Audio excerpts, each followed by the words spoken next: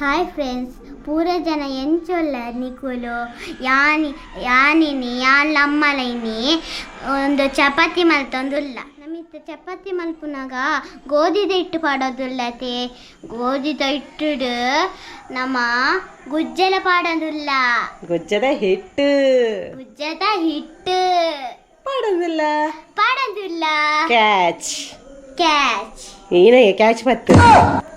Catch ಬತ್ತಿಲ್ಲ ಬಾಬಾ ಏನು ತೀರ್ಥ ಇಂಚ ಬತ್ತು ಅದ ಪಾಡುವೆ ತೀರ್ಥ ರಡ್ಡ ಕೈಟ್ ಬತ್ತು ಮರದಿ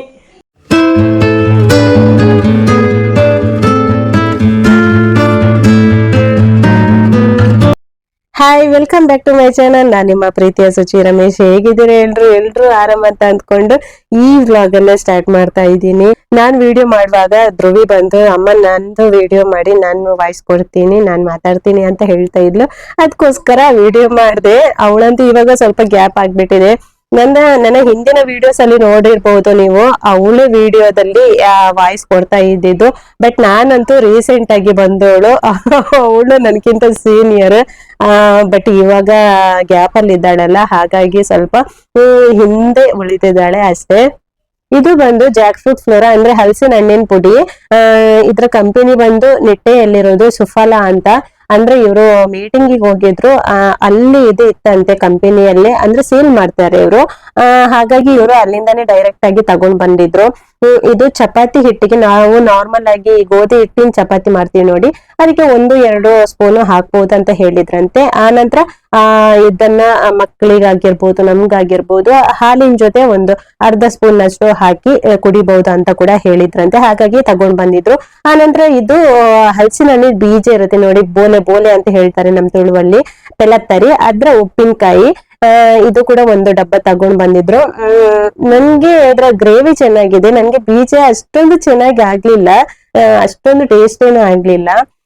ಆನಂತರ ಈ ಹಲಸಿನ ಹಣ್ಣಿದ್ದು ಹುಡಿ ಇದೆ ನೋಡಿ ಚಪಾತಿಗೆ, ಅದು ಚೆನ್ನಾಗಿರುತ್ತೆ, ಸಾಫ್ಟ್ ಆಗಿ ಬರುತ್ತೆ ಮತ್ತೆ ಚಪಾತಿ. ನಾನು ಇದು ಫಸ್ಟ್ ಟೈಮ್ ಮಾಡ್ತಿರೋದಲ್ಲ, ಇದಕ್ಕಿಂತ ಮುಂಚೆ ಒಂದ್ಸಲ ಮಾಡಿದ್ದೆ ನಾನು, ಚೆನ್ನಾಗಿತ್ತು.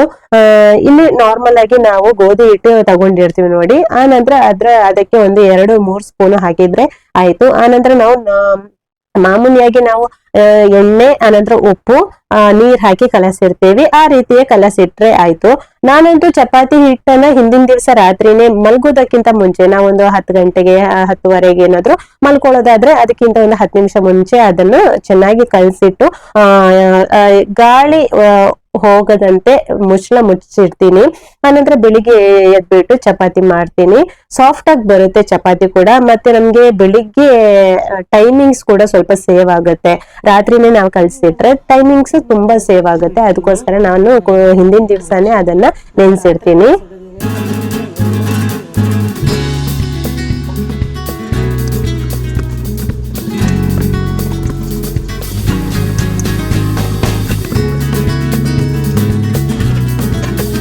ಬೆಳಿಗ್ಗೆ 1 ಗ್ಲಾಸ್ ಬಿಸಿ ನೀರಿನೊಂದಿಗೆ ನಮ್ಮ ದಿನ ಸ್ಟಾರ್ಟ್ ಆಗುತ್ತೆ. ಆ ನಂತರ ಇವರಿಗೋಸ್ಕರ ಜೀನಿ ಗ್ಯಾಸ್ಟ್ರಿಕ್ ರಿಲೀಫ್ ಮಾಡ್ಕೊಂಡೆ. ಆ ನಂತರ ನಾನು ಮಾಲ್ಟ್ ಕುಡಿದೆ.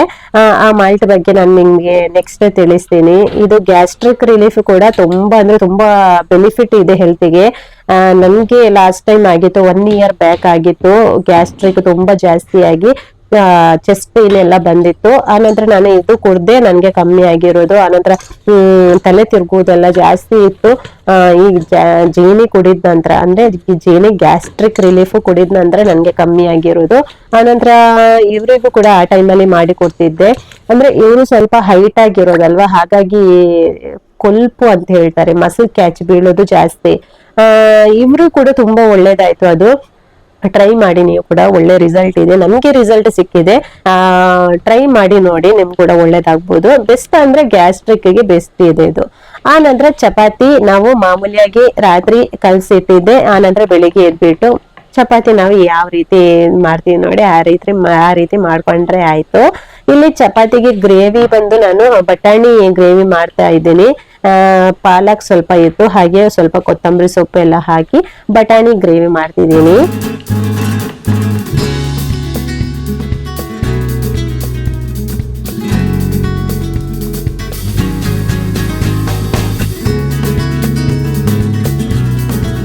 ಇನ್ನು ಒಂದು ಮುಷ್ಟಿಯಷ್ಟು ಪಾಲಕ್ ಅದನ್ನು ಚೆನ್ನಾಗಿ ತೊಳ್ಕೊಂಡು ಬಿಸಿ ನೀರಲ್ಲಿ ಸ್ವಲ್ಪ ಬಾಡಿಸ್ಕೋಬೇಕು. ಇಲ್ಲಾಂದ್ರೆ ಬಾಣ್ಲಿಗೆ ಹಾಕ್ಬಿಟ್ಟು ಕೂಡ ಅದನ್ನು ಡ್ರೈ ಆಗಿ ಕೂಡ ಬಾಡಿಸ್ಕೋಬಹುದು. ನಂತರ ಇಲ್ಲಿ ಒಂದು ಬಾಣಲೆಗೆ ಸ್ವಲ್ಪ ಎಣ್ಣೆ, ಆ ನಂತರ ಈ ಚಕ್ಕೆ ಲವಂಗ ಸ್ಟಾರ್ ಏನಿರುತ್ತೆ ನೋಡಿ ನಿಮ್ಗೆ ಇಷ್ಟ ಬಂದಾಗ ಹಾಕೊಳ್ಬಹುದು ಸ್ವಲ್ಪ ಸ್ವಲ್ಪ. ನಂತರ ಒಂದು 5 ರಿಂದ 6 ಇದು ಸಣ್ಣ ಈರುಳ್ಳಿ, ಅದನ್ನು ಉದ್ದಕ್ಕೆ ಕಟ್ ಮಾಡಿ ಹಾಕೊಳ್ತಿದ್ದೀನಿ. ಈ ಬಟಾಣಿ ಗ್ರೀನ್ ಗ್ರೇವಿ ಅಂತೂ ಈ ಚಪಾತಿಗೆ ತುಂಬಾ ಚೆನ್ನಾಗಿ ಬರುತ್ತೆ. ಖಾಲಿ ಕೊತ್ತಂಬರಿ ಸೊಪ್ಪು ಹಾಕಿ ಕೂಡ ಮಾಡಬಹುದು. ನನ್ನ ಹತ್ರ ಸ್ವಲ್ಪ ಪಾಲಕ್ ಇತ್ತಲ್ವ, ಅದಕ್ಕೋಸ್ಕರ ಪಾಲಕ್ ಕೂಡ ಹಾಕೊಂಡು ಟ್ರೈ ಮಾಡಿದೆ, ಚೆನ್ನಾಗಿ ಬಂತು, ಗ್ರೇವಿ ತುಂಬಾ ಚೆನ್ನಾಗಿತ್ತು. ಇಲ್ಲಿ ಈರುಳ್ಳಿ ಸ್ವಲ್ಪ ಬಾಡಿಸ್ಕೊಂಡ ನಂತರ ಒಂದು 2 ದೊಡ್ಡ ಸೈಜಿನ 2 ಟೊಮೆಟೊ ಕೂಡ ಹಾಕೊಳ್ತಿದ್ದೀನಿ. ಟೊಮೆಟೊ ಪ್ಯೂರಿ ಕೂಡ ಹಾಕೊಳ್ಬಹುದು, ಟೊಮೆಟೊ ಕಟ್ ಮಾಡಿ ಹಾಕೋತಿದ್ದೀನಿ ನಾನು. ಇಲ್ಲಿ ಬಟಾಣಿಯನ್ನ ಸ್ವಲ್ಪ ಉಪ್ಪು ಹಾಕಿ ಒಂದು 8 ರಿಂದ 10 ವಿಸಲ್ ತೆಗೆಸ್ಕೊಂಡಿದೀನಿ. ಬಟಾಣಿ ಅಂತೂ ತುಂಬಾ ಚೆನ್ನಾಗಿ ಬೇಯಬೇಕು. ಬಟಾಣಿ ಜಾಸ್ತಿ ಬೆಂದ್ರೆ ನಮ್ಗೆ ಗ್ರೇವಿ ಕೂಡ ತುಂಬಾ ಚೆನ್ನಾಗಿ ಬರುತ್ತೆ, ಅದಕ್ಕೋಸ್ಕರ. ಆ ನಂತರ ಇದು ಬಿಸಿ ಆರಿದ ನಂತರ ಒಂದು ಮಿಕ್ಸಿ ಜಾರಿಗೆ ಒಂದು 2 ಸೌಟ್ನಷ್ಟು ಈ ಬೇಯಿಸಿದ ಬಟಾಣಿಯನ್ನ ಹಾಕೊಳ್ತಿದ್ದೀನಿ. ಆ ನಂತರ ಸ್ವಲ್ಪ ಕೊತ್ತಂಬರಿ ಸೊಪ್ಪು, ಹಾಗೇನೆ ನಾವು ಬಾಡಿಸ್ಕೊಂಡು ಇಟ್ಟಿದ್ದ ಪಾಲಕ್ ಸೊಪ್ಪು. ಆ ನಂತರ ಖಾರಕ್ಕೆ ಇಲ್ಲಿ ನಾನು ಒಂದು 6 ರಿಂದ 7 ಕಾಯಿ ಮೆಣಸನ್ನ ಹಾಕೊಂಡಿದ್ದೀನಿ. ಖಾರಕ್ಕೆ ಅನುಗುಣವಾಗಿ ನೀವು ಕಾಯಿ ಮೆಣಸನ್ನ ಹಾಕೊಂಡ್ರೆ ಆಯ್ತು. ಖಾರ ಕಮ್ಮಿ ಅನ್ಸಿದ್ರೆ ಲಾಸ್ಟಿಗೆ ಬೇಕಾದ್ರೂ ಮೆಣಸಿನ ಪುಡಿ ಕೂಡ ನೀವು ಆಡ್ ಮಾಡ್ಕೋಬಹುದು. ನನ್ನ ಹಿಂದಿನ ಬ್ಲಾಗ್ ಅಲ್ಲಿ ನೀವು ನೋಡಿರ್ಬೋದು, ಮನೆಯಲ್ಲಿ ಶುಂಠಿ ಬೆಳ್ಳುಳ್ಳಿ ಪೇಸ್ಟ್ ಮಾಡಿದ್ದು ಎಷ್ಟು ದಿವಸ ಆಯ್ತು ಅಂತ ನೋಡಿ, ಇನ್ನೂ ಕೂಡ ತುಂಬಾ ಚೆನ್ನಾಗಿದೆ. ನಾನು ನೀರ್ ಹಾಕಿ ಅದನ್ನು ಗ್ರೈಂಡ್ ಮಾಡಿಟ್ಟಿದ್ದೆ, ಆದ್ರೂ ಕೂಡ ಸ್ವಲ್ಪ ಕೂಡ ಹಾಳಾಗಿಲ್ಲ, ತುಂಬಾ ಚೆನ್ನಾಗಿದೆ. ಆ ನಂತರ ಇಲ್ಲಿ ಸ್ವಲ್ಪ ಕೊತ್ತಂಬರಿ ಜೀರಿಗೆ ಪುಡಿ ಕೂಡ ಹಾಕೊಂಡಿದ್ದೀನಿ. ಆ ನಂತರ ನಾವು ಗ್ರೈಂಡ್ ಮಾಡಿಟ್ಟ ಈ ಮಸಾಲವನ್ನ ಹಾಕೊಳ್ಬೇಕು. ಇದು ಸ್ವಲ್ಪ ತಳ್ಳ ಹಿಡಿಬಹುದು, ಆವಾಗ್ಲೇ ನಾವು ಡ್ರೈ ಇರುತ್ತೆ ನೋಡಿ, ಅದಕ್ಕೋಸ್ಕರ ಸ್ವಲ್ಪ ಕೈ ಆಡಿಸಿ. ಆ ನಂತರ ನಾವು ಬೇಯಿಸಿಟ್ಟ ಬಟಾಣಿ ಸ್ವಲ್ಪ ನೀರ್ ಹಾಕಿ, ಅಂದ್ರೆ ಜಾಸ್ತಿ ನೀರ್ ಆಗ್ಬಾರ್ದು, ಇದು ಸ್ವಲ್ಪ ತಿಕ್ ಆಗಿರ್ಬೇಕು, ಅಂದ್ರೆ ದಪ್ಪ ತರ ಇರ್ಬೇಕು. ದಪ್ಪ ಇದ್ರೆ ನಮ್ಗೆ ಚಪಾತಿಗೆ ಚೆನ್ನಾಗಾಗತ್ತೆ, ಅದಕ್ಕೋಸ್ಕರ. ನೀರಾದ್ರೆ ಅಷ್ಟೊಂದು ಟೇಸ್ಟಿಯಾಗಿ ಇರಲ್ಲ. ಲಾಸ್ಟ್ ಬೇಕಾದ್ರೆ ನಿಮ್ಗೆ ಗರಂ ಮಸಾಲ ಹುಡಿ ಕೂಡ ಹಾಕೊಳ್ಬಹುದು. ನಾನಂದ್ರೆ ಸ್ವಲ್ಪ ಚಕ್ಕೆ ಹಾಕಿದ್ದಲ್ವಾ, ಅದಕ್ಕೋಸ್ಕರ ಗರಂ ಮಸಾಲ ಹುಡಿ ಏನು ಹಾಕೊಂಡಿಲ್ಲ. ಬೇಕಾದ್ರೆ ಆಡ್ ಮಾಡ್ಕೋಬಹುದು ನಿಮ್ಮ ಇಷ್ಟಕ್ಕೆ ಅನುಗುಣವಾಗಿ. ಫೈನಲಿ 5 ನಿಮಿಷ ಸಿಮ್ ಅಲ್ಲಿ ಇದನ್ನು ಬೇಯಿಸ್ಕೊಂಡ್ರೆ, ಅಂದ್ರೆ ಮಸಾಲ ಬಟಾಣಿ ಗ್ರೇವಿ ಎಲ್ಲ ಚೆನ್ನಾಗಿ ಇದು ಮಿಕ್ಸ್ ಆಗುತ್ತಲ್ವಾ, ಸೆಟ್ ಆಗುತ್ತಲ್ಲ, ಅದಕ್ಕೋಸ್ಕರ ಒಂದು 5 ನಿಮಿಷ ಇದನ್ನು ಬೇಯಿಸ್ಕೊಂಡ್ರೆ ಈ ಗ್ರೇವಿ ಅಂತೂ ರೆಡಿಯಾಗಿ ಬಿಡುತ್ತೆ. ಸೂಪರ್ ಆಗಿರುತ್ತೆ. ಟ್ರೈ ಮಾಡಿ ನೀವು ಕೂಡ. ಚಪಾತಿಗಂತೂ ಬೆಸ್ಟ್ ಕಾಂಬಿನೇಷನ್ ಅಂತ ಹೇಳ್ಬಹುದು.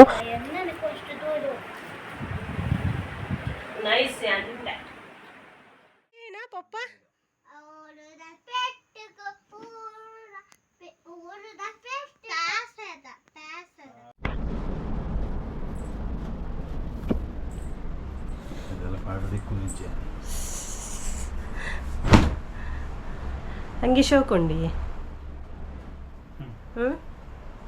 ಯಾಪಲ ಪಾಡ ದಿಕ್ಕುಜದ ಪಿಕ್ಚರ್ ಕಾಣಲ ಪಾಡಬಿ ಅವಲೆಂಟ ಪಿಕ್ಚರ್ ದೇವನಟ ಕಾಂತಾರ ಕಲರ್ಫುಲ್ ನೈಸ್.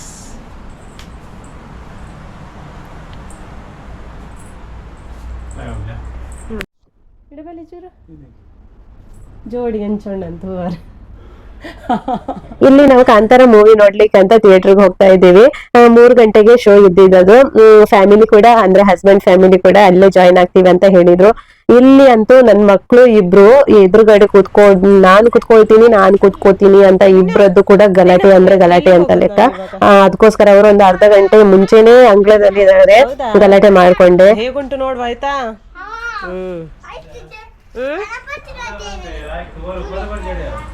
ಒಂದ್ ಐಜಿನ್ನಲ್ಲ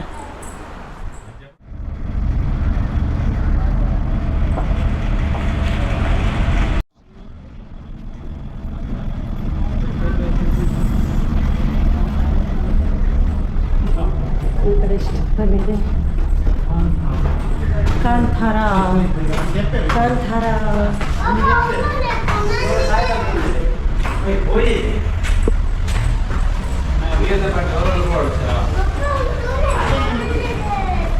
ಮಿತ್ತತೆ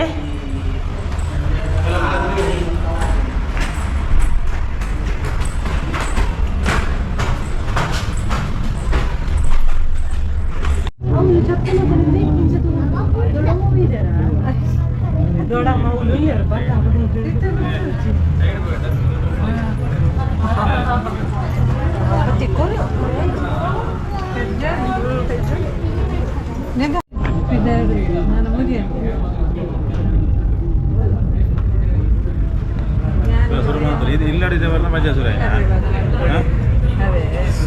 ಫೈನಲಿ ನಾವು ಕಾಂತಾರ ಮೂವಿ ನೋಡಿಯೇ ಬಿಟ್ವಿ. ಒಂದು ಅದ್ಭುತವಾದ ಮೂವಿ ಅಂತ ಹೇಳ್ಬಹುದು. ಧ್ರುವಿ ಅಂತೂ ಫಸ್ಟಿಗೆ ಒಂದೇ ಕಣ್ಣಲ್ಲಿ ನೋಡ್ತಾ ಇದ್ಲು, ಹೆದರ್ಕೊಂಡು ನೋಡ್ತಾ ಇದ್ಲು. ಲಾಸ್ಟಿಗೆ ಆಗುವಾಗಂತೂ ಲಾಸ್ಟ್ ಫೈನಲ್ ಸೀನ್ ಇರುತ್ತೆ ನೋಡಿ, ಅದನ್ನ ನೋಡುವಾಗಂತೂ ಅವಳು ಕೈ ಮುಗಿದ್ಕೊಂಡು ಆ ದೇವರ ಸ್ಮರಣೆನೇ ಮಾಡ್ತಾ ಇದ್ಲು. ಆ ಮಟ್ಟಿಗೆ ಅವಳೊಂದು ತಲ್ಲೀನಾಗಿರ್ಲ ಅಂತಾನೆ ಹೇಳ್ಬೋದು. ಅಷ್ಟೊಂದು ಚೆನ್ನಾಗಿತ್ತು. ಅಂದ್ರೆ ಮಕ್ಕಳ ಮನಸ್ಸಲ್ಲಿ ಕೂಡ ಒಂದು ಕೈ ಮುಗಿಯೋ ಭಾವನೆ ಬರ್ತಾ ಇದೆ ಅಂದ್ರೆ ಮೂವಿ ಆ ರಿಷಬ್ ಶೆಟ್ಟರು ಎಷ್ಟು ಚೆನ್ನಾಗಿರೋ ಮೂವಿ ಕೊಡ್ತಿದ್ದಾರೆ ಅನ್ನೋದು ಅದರಲ್ಲೇ ಗೊತ್ತಾಗುತ್ತೆ. ನಮ್ಗಂತೂ ದೊಡ್ಡವರು ನಮ್ಗೆ ಆ ಭಾವನೆಗಳು ಅರ್ಥ ಆಗುತ್ತೆ, ಕತೆ ಗೊತ್ತಾಗುತ್ತೆ. ಬಟ್ ಆ ಸಣ್ಣ ಮಕ್ಕಳು 5 ವರ್ಷದ ಮಕ್ಕಳು ಅವರಿಗೆ ಅವರು ಕೈ ಮುಗಿಯೋ ಮಟ್ಟಿಗೆ ಹೋಗಿದ್ದಾರೆ ಅಂದ್ರೆ ಮೂವಿ ಹೇಗಿರುತ್ತೆ ನಾವು ಅನ್ಕೊಳ್ಳೇಬೇಕು. ತುಂಬಾ ಚೆನ್ನಾಗಿತ್ತು, ಒಂದು ಒಳ್ಳೆ ಮೂವಿ ಅಂತಾನೆ ಹೇಳ್ಬೋದು.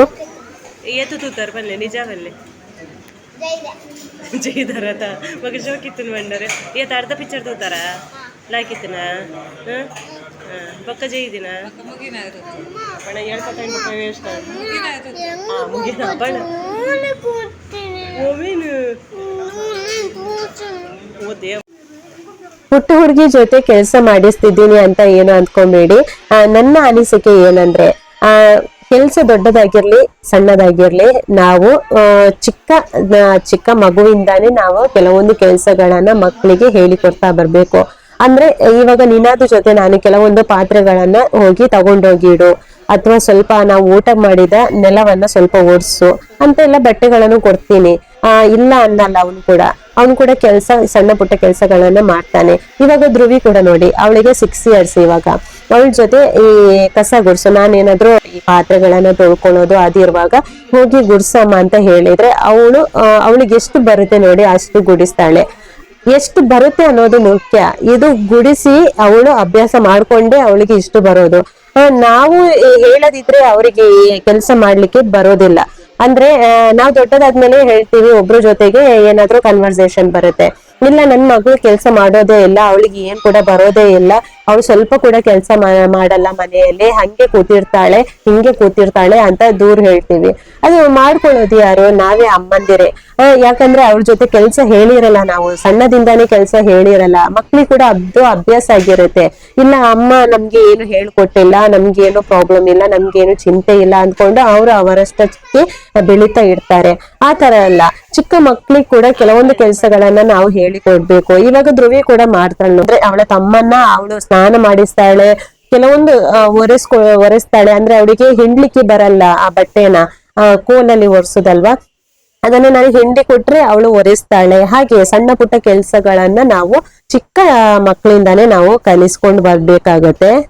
ಹಾಗಂತ ರೆಗ್ಯುಲರ್ ಆಗಿ ಕೆಲಸ ಏನು ಮಾಡಿಸಲ್ಲ, ವಾರದಲ್ಲಿ 1-2 ಸಲ ಹಾಗೆ ಹೀಗೆ ಮಾಡಿಸ್ತೇನೆ ಅಷ್ಟೇ. ಮಕ್ಕಳಿಗೆ ಸುಖ ಮಾತ್ರ ಅಲ್ಲ, ದುಃಖ ಕೂಡ ಗೊತ್ತಿರ್ಬೇಕು, ಒಬ್ರ ಕಷ್ಟ ಕೂಡ ಗೊತ್ತಿರ್ಬೇಕು ಅನ್ನೋದು ನನ್ನ ಪಾಲಿಸಿ. ಈ ವ್ಲಾಗ್ ಅನ್ನ ಇಲ್ಲಿಗೆ ಎಂಡ್ ಮಾಡ್ತಿದ್ದೀನಿ.